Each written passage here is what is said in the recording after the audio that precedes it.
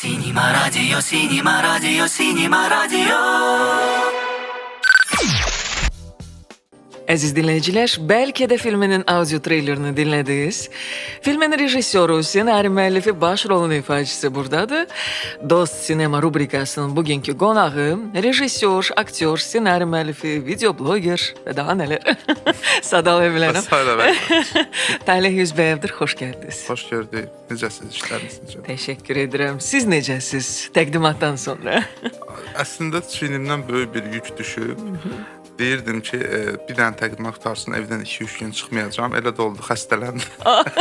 Xəstələndim və 2-3 gün evdə yatdım. İndi bir təhər özümə gəlirəm. Və elə bir qəribə bir hər iş bitəndən sonra bir boşluq yaranır. Elə bir boşluğa düşmüşəm. İndi sadəcə olaraq baxıram seanslara, gedən insanların sayını görürəm, sevinirəm. Seansda az adam olanda biraz dilxor oluram. Elə-belə. Talib bəy, biz sizi yaxşı tanıyırıq, dinləyicilərimiz də yaxşı tanıyır. Amma gəlin biraz o tələbəlik illərindən başlayaraq bu yol necə gəldi çıxdı ki, siz rejissor oldunuz, aktyor oldunuz, videobloger oldunuz. Bilirəm ki, Mədəniyyət və İncəsənət Universitetini bitirmisiniz. Belə alındı. Mən aktyor təhsil almışam. Sadəcə olaraq uzun müddət heç bir yerdə çəkilməmişəm. Və bu sahədən uzaqlaşdım bir müddət, başqa sahədə işlədim. Bəxtimdən dünyada belə bir video bumu yarandı. Yəni dünya 4G-yə keçəndən sonra şəbəkə olaraq o platformalar yarandı ki, hansılara ki, video baxmaq artıq mümkün idi internet sürəti ilə. Mən də həmin o bumda balaca videolar çəkməyə başladım və yenidən öz sahəmə qayıtdım və buna görə də başda Mark Zuckerberg olmaqla Sergey Brin və başqalarına təşəkkür edirəm.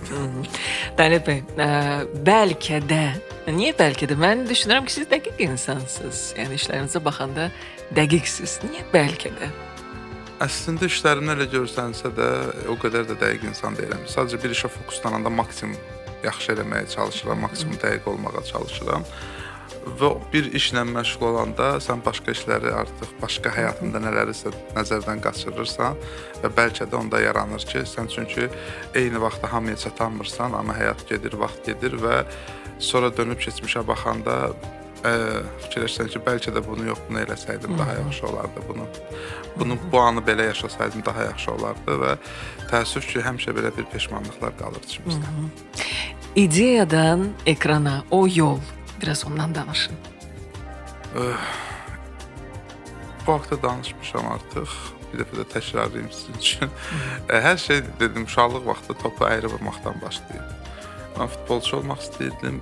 O vaxt təzə bir klub yaranmışdı. Bizim yaşadığımız ərazidə 8-ci mikrorayonda məşq eləyirdik. Mən də heyətdə idim. Futbol çox böyük marağım var idi. Və ilk vacib oyunda 3 müdafiəçini keçəndən sonra topu qapıya səhv vuranda ilk həyatımın peşmanlığını onda yaşadım və müəllim məni ehtiyat oyunçular skamyasında əyləşdirdi və mənim futbol karyeram belə də bitdi. Və onda fikirləşdim ilk dəfə ki, kaş zaman maşını olaydı, qayıdardım geri, o anı bir də sağ ayaqla yaxın yuxarı küncə vursaydım, 100% gol idi və s. Və böyüdükcə peşmanlıqlar da böyüdü. Yəni indi gülməli gələn bu an əslində mənim üçün çox travmatik idi. Və sonra kaş bunu belə eləyərdim, kaş atama telefon alaydım, kaş burada belə gedərdim, kaş biraz daha çox vaxt keçirərdim və bu hardasa ssenarinin yaranmasına gətirib çıxardı və ssenari yazıla da ora yeni peşmanlıqlarım əlavə olundu. Çünki ssenarinin ilk dəfə səhv eləmirəmsə 13-14-cü illərdə bəlkə də daha tez başlamışdım. Çünki onda mən bilirdim ki, beynimdə bunu mən o vaxt ofisdə işlədiyim iş yoldaşlarımdan çəkərəm. Sadəcə baxdım, gücüm, pulum, vaxtım, onu mən eləyə bilmərəm. Və 10 il çəkdi, 10 ildən də çox çəkdi bu ssenarinin təzədən qayıtmağım. Və bu 10 ildə də böyük peşmanlıqlar əlavə olundu və film son halını aldı. Yəni bunu çəkməsəydim, ki də daha da ağır olacaqdı. Aha, nələrsə yenə əlavə olacaq. Bəlkə də filmində kaş mən də belə ağlaya bilərdim dediyiniz bir səhnə var.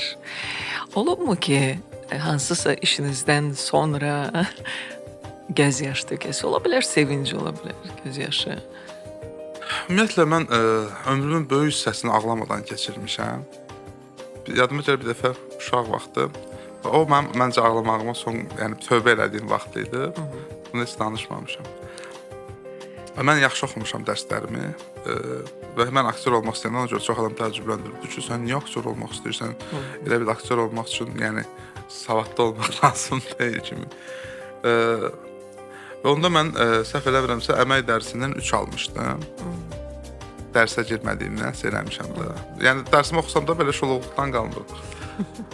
Və onda bir ağladım məktəbdə, özümü saxlayıb müəllimənin qarşısında ağladım, zavudçumuzun qarşısında. Çox qəribədir dediniz. Bu yaxınlarda həmin müəllimə mənə yazmışdı ki, məktəbin 70 illiyi idi. Sən də məktəbimizi bitirmiş bir sima kimi gələ bilərsən. Dedim, hə. Və o ağlayandan sonra mən utandım. Mən bir oğlan olaraq 9-cu sinif və belə idi hardasa, o yaşda belə keçid. Kişi ağlamaz düşüncəsinin xüğyan elədiyi dönəmlər. Və mən ondan sonra demək olar illərlə ağlamadım. Heç kəsin yanında ümumiyyətlə, tək qalanda da çox nadir. Amma yəni anam dünyasını dəyişəndən sonra mən təzədən o hissimi bərpa elədim. Başa düşdüm ki, əslində ağlamaq yaxşı bir şeydir. İnsan rahatlayır ən azından. Filmdə də ssenari versiyasında əksinə idi. Ssenari versiyasında biz birinci o biri səhnəni görürdük. Sonra biz mənim personajımın ağlamağını gördük ki, öz arzusuna çatıb. Amma filmin montajında dəyişir bir sıra şeylər, biz daha əvvəl görürük onu. Artıq daha rahat, daha kövrək olmuşam. Və son dəfə ağlamağım filmin premyerasından əvvəl tək oturub filmə baxandan sonra mən tək zalda Nizami kinoteatrında baxdım. Onda gözlərim doldu. Həm ümumi belə keçdiyim yola, həm də mən fikirləşdim ki, mən filmi çəkə bildim. Film mənim üçün bitdi, alındı mənə görə. Onda da kövrəlmişdim. Yəqin ki, bəzən o bəlkə də dediyiniz məqamları yada salaraq bəlkə də, yəni ümumi olaraq bu yolu keçdim. Mən bu filmi çoxdan eləmək istəyirdim. Yəni bu müəllif olaraq mənim üçün bu filmi eləmək və belə filmlər eləmək daha maraqlıdır. Amma bəzən bunu prodüserləri, sponsorları inandırmaq çətindir. Yəni insanlar öyrəşdiyi bir forma var və istəyirlər ki, o formada uğurlu bir formula var. Amma mən artıq yəni işləmişik, videolar çəkmişik, reklamlar çəkmişik, hətta bundan qabaq Zəhər Tuluğu filmdə çəkmişəm. Amma içimdə olan əhvalatlar başqadır, danışmaq istədiyim forma başqadır. Ona görə bu mənim ilk belə öz tərzimdə deyək bir iş idi. Sizcə, bəlkə də Zəhər Tuluğundan daha uğurlu ola bilərmi? Kommersiya baxımından bilmirəm, yəqin ki, yox. Çünki Zəhər Tuluğu filminin həm bir keçmişi var idi, personaj çox sevilirdi. Həm film daha kommersial film idi. Mövzu baxımından, əhvalat nəqli baxımından. Amma bəlkə də daha belə şəxsi, daha belə qarışıq, daha öyrəşmədiyimiz bir formadadır. Ona görə yəni baxışlar da onu göstərir. Əgər keçsə nə xoş mənə, amma belə proqnozlarla çətin. Bu film Azərbaycan tamaşaçısına hansı mesajı verə bilər? Təkcə Azərbaycan, ümumiyyətlə mənim peşmanlığım, yəni insanlara mən sadəcə öz həyatımdan da ilhamlanıb ixtiraçı personajın həyatında bir əhvalat danışmışam ki, məncə tamaşaçı baxanda başa düşəcək, yəni onun peşmanlıqlarını görüb bəlkə o səhvləri eləməyəcəyini ümid edirik. Çünki artıq baxışdan sonra yazılan rəylərdən, mənə göndərilən mesajlardan, storylərdən başa düşürəm ki, müəyyən artıq bir çox insan o haqqda düşünür ki, mən başa düşdüm ki, gərək vaxtı indi yaşayıb, indi bunu eləyim, indi sonra çünki peşmanlıq gəlir və heç birimizin zaman maşını yoxdur gedib o səhvi düzəltməyə. Bu da çox xoşdur ki, ən azından insanlar bu haqqda düşünür və çalışırlar ki, mənim və personajımın elədiyi səhvləri eləməsinlər. Aktyor seçimindən gəlin biraz danışaq. Siz iştirak edirdiniz. Məsələn, orada çox məşhur insanları canlandıran bizim aktyorlar var. Einstein məsələn. Kim seçirdi onları? Özüm məşğul oluram. Yəni bizdə əslində yaxşı olar kast menecerlər məşğul olsun. Amma biz elə qaça-qaç elə belə partizan kimi film çəkirik ki, Yəni ona bax, mən kastları çox vaxt filmdə özüm edirəm hamısını. Çünki mən aşağı-yuxarı aktyorları tanıyıram. Özüm bu sahədən çıxmışam. Bir çox aktyorun ampluasından xəbərdaram. Və özüm aktyor olduğuma görə çox həssas yanaşıram bu məsələyə. Məncə bu çox vacibdir kast. Düzgün kast çox vacibdir. Çünki hərənin öz temperamentinə, öz tərzinə uyğun obraz vermək lazımdır. Yəni tutub mənə Yusif bəy Nurlana ixtiraçı versək, məsəl üçün Yusif bəyin obrazını oynayan Nurlan Rüstəmova, demirəm ki, oynaya bilməyəcək, amma orqanik düzgün olmayacaq. Çünki Nurlan daha çox Yusif bəy. Mən Nurlanı artıq 2005-dən tanıyıram, 20 ildir tanıyıram. Mən onun hərəkətini, baxışını və s. o qədər yaxşı bilirəm ki, mən Yusif bəyi yazanda belə istər-istəməz uyğunlaşdırıram. Və yaxud da Əlinin obrazı Ümidi məsəl üçün yenə yerimizi dəyişsək, Nurlanla Əlinin yerini dəyişsək, yenə də oynayardılar. Amma bu qədər orqanik, bu qədər təbii alınardı, məncə yox. Ona görə rol verərkən bir aktyor bütün rolları oynaya bilməz. Bütün rolları oynaya bilər, hamısını yaxşı oynaya bilməz. Ona görə bu çox vacibdir mənim üçün. Və o seçimlərdə məsəl üçün Nurlanla Əlini 100% bilirdim olacaq, elə o vaxtdan, 10 il əvvəldən bilirdim. Mənim üçün çətin qızları tapmaq oldu. O vaxtı beynimdə məsəl üçün heç mələk obrazı bilmirdim kimdə, amma güllə fikirləşirdim ki, narda bir qız var, hə, o oynayar. İstər-istəməz də yəni onu tanıyıram ki, o oynaya bilər. Amma artıq da peşəkar yanaşanda bu işə və həmin adam aktrisa olmadığına görə axtardıq.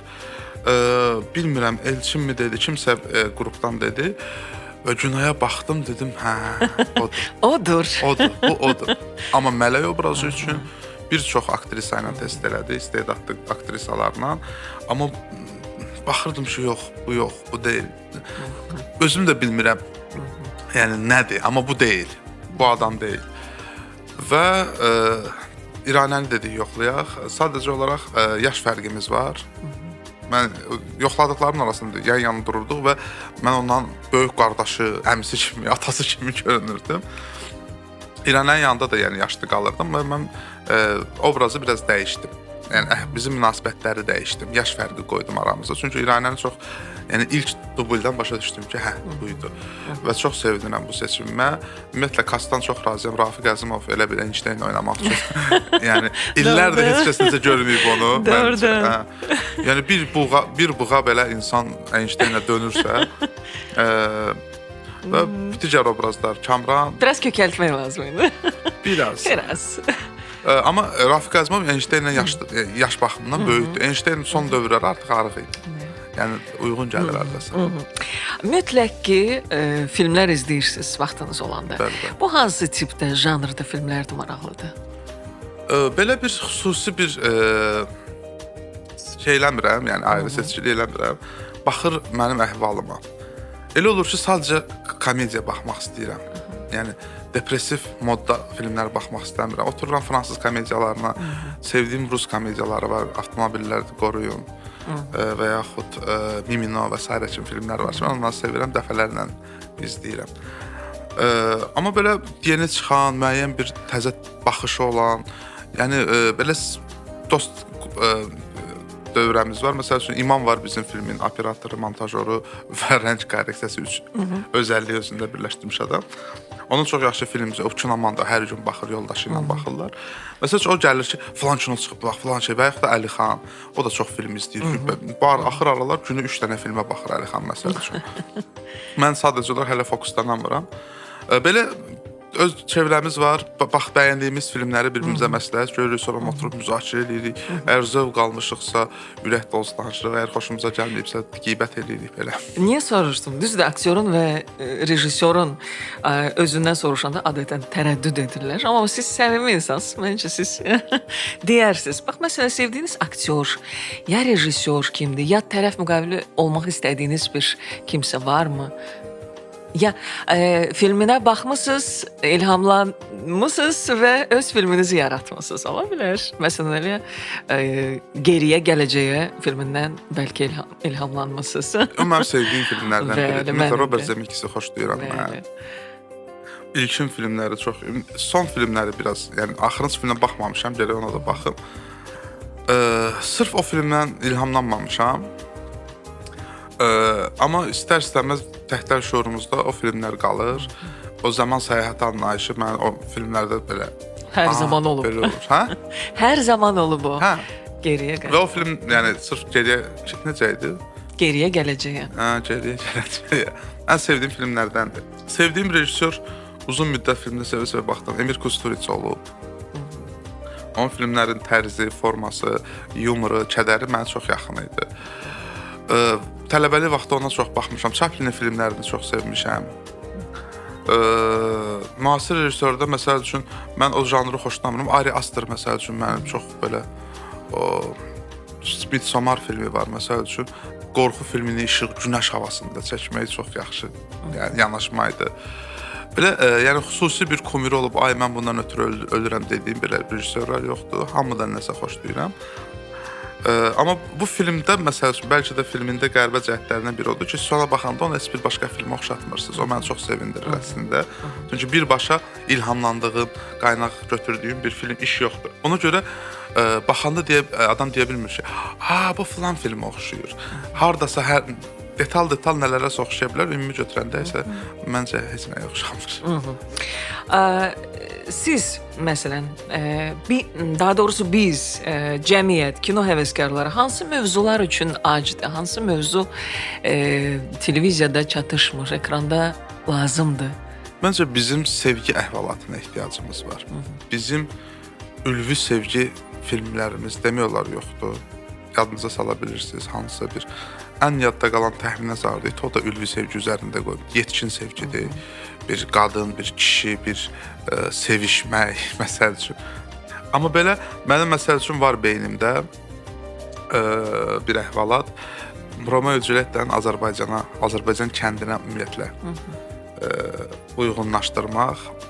Dostumuz var, Vüqar Hüseynov, Artyom Vüqar kimi tanıyırlar bizim çevrə. Onun çox qəşəng bir əhvalatı var idi. O mənim çox xoşuma gəlmişdi. İki düşmən ailə,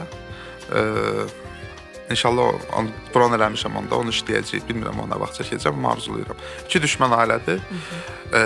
Aralarında qan davası, amma belə qonşudular. Elə bil ki, bunun oğlu bunun qızını istəyir, vermir. Birbaşa Romeo Juliet'də işarədir. Aha. Amma daha yaxşı bir fişka var burada. Vermir, qızı başqasına vermək istəyirlər. Bunun elə bil ki, evin yəsinin atası ürək partlayır, ölür.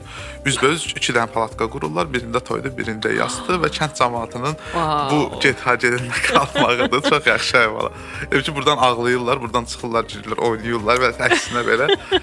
Və bu fonda da sevgi əhvalatı davam edir. Qaqaşın istədiyi. Belə bir şey fikirləşir. Tragikomediya. Hə. Çox yaxşı zarafatlar var orada, yaxşı. İndi fikirləşirik.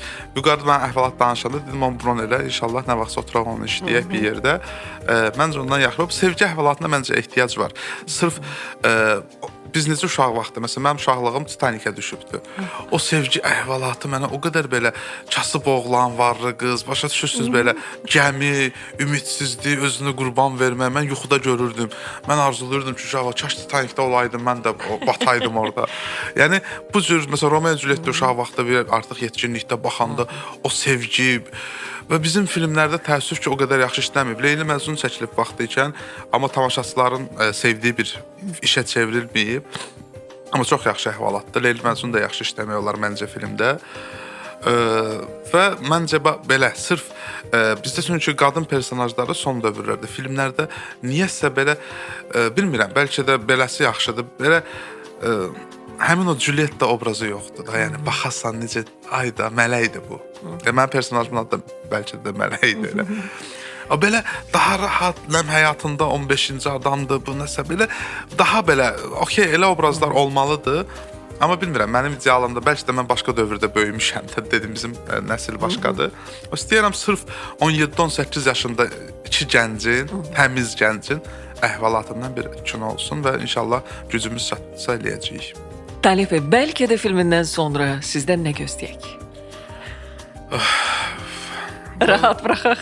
Yox, açığı əhvalatlarım çoxdur. Mən çünki 2 il heç nə eləməmişəm. 2 il belə bir qeybə çəkilmişdim. Ümumiyyətlə, bu ölüm mövzusunda, bəlkə də ölüm üzərində qurulmuş əhvalatdır. Bu mövzuda 2 dənə ssenarim var. Yəni, biri tam elə harca 50%, 60% yazılmış, birinin 20-30% yazılmış ssenarilərim var. Birinin adı Dirilərdir, birinin adı Ürəkdir. gücüm çatsa, bəlkə də uğurundan çox şey asılıdır. Yəni bəlkə də uğurlu alınsa, tamaşaçılar qəbul eləsə və gedib kinoteatrlara baxsalar və mən növbəti layihələrimə prodüserləri inandıra bilərəm ki, bu layihə, bu istiqamətdə, bu formada filmlər də baxılır kinoteatrlarda. Çünki illərdir belə bir inanc var ki, ancaq komediyaya baxır insanlar, komediyanı sevir, kinoteatrda başqa janrlar işləməyəcək. Bundan əvvəl biz Zəhər Tuluğunda sırf komediya yox, belə sosial dram çəkdik, komik nüanslarla. Şükür baxıldı, insanlar qəbul elədi. Və artıq dram çəkmək istəyən rejissorlara da bir inam yarandı, prodüserlərə də inam yarandı ki, bu janrlarda işləyir. İndi fantastika və mistika janrında bir şey elədik, əslində dramdır kökündə. Bu da alınsa, mən növbəti dirilərə, ürəyə və yaxud da bayaq danışdığım sevgi əhvalatına da. Çünki bu iş pulla görülən işlərdir. Və bu pul da ki, göydən düşmür, ya sponsorlara inandırmalısan, ya prodüseri inandırmalısan ki, bu işə yatırım eləmək lazımdır. Sağ olsun Nicat, yəni bəlkə deyə inandı, yəni yatırım elədi, öz sponsor resurslarından istifadə elədi. Bundan sonraki da yəni bu uğurlu alınsa, bundan sonra dediyim o dirilər, ürək, o həmin o sevgi əhvalatı, bir iblisanə deyilən bir pəricadun əsasında bir şey istəyirəm. O var. Çox ümumiyyətlə ideyalar çoxdur, sadəcə vaxt və pul lazımdır. Talep Bey, sağlam olasınız həmişə. Çox sağ olun. Yaşayıb yaradasınız. Bizi də sevindirəsiniz, güldürəsiniz. Çox sağ olun. Uğurlar diləyirəm sizə. Çox Mən də sağ olun ki, sizə. vaxt ayırdınız, gəldiniz. Təşəkkür edirəm dəvətiniz üçün. Minnətdaram. Cinema Radio, Cinema Radio, Cinema Radio.